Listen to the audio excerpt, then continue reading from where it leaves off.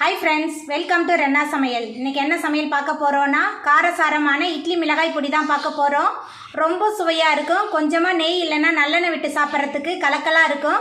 எளிமையான முறையில் ரொம்ப சுவையா செய்யக்கூடிய இந்த இட்லி மிளகாய் பொடியை எப்படி செய்யறதுன்னு வாங்க பாத்துறலாம்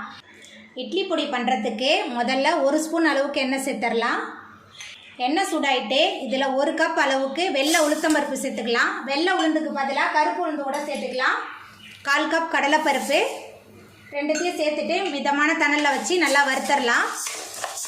இட்லி பொடிக்கு உளுத்தம்பருப்பு அதிகமாகவும் கடலைப்பருப்பு குறைவாகவும் தான் எடுக்கணும் அப்போ தான் நல்ல சுவையாக இருக்கும் கடலைப்பருப்பு அதிகமாக சேர்த்துட்டா மாவு மாதிரி ஆயிடும் இட்லி பொடி நல்லா இருக்காது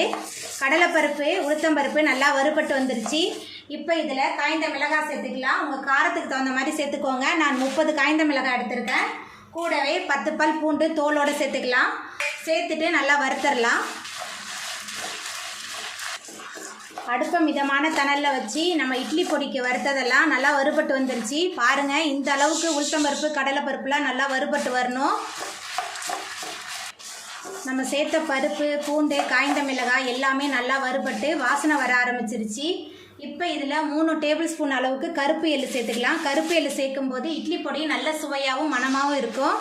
இட்லி பொடிக்கு நல்லா வறுத்தரலாம் எல்லாத்தையும் சேர்த்துட்டு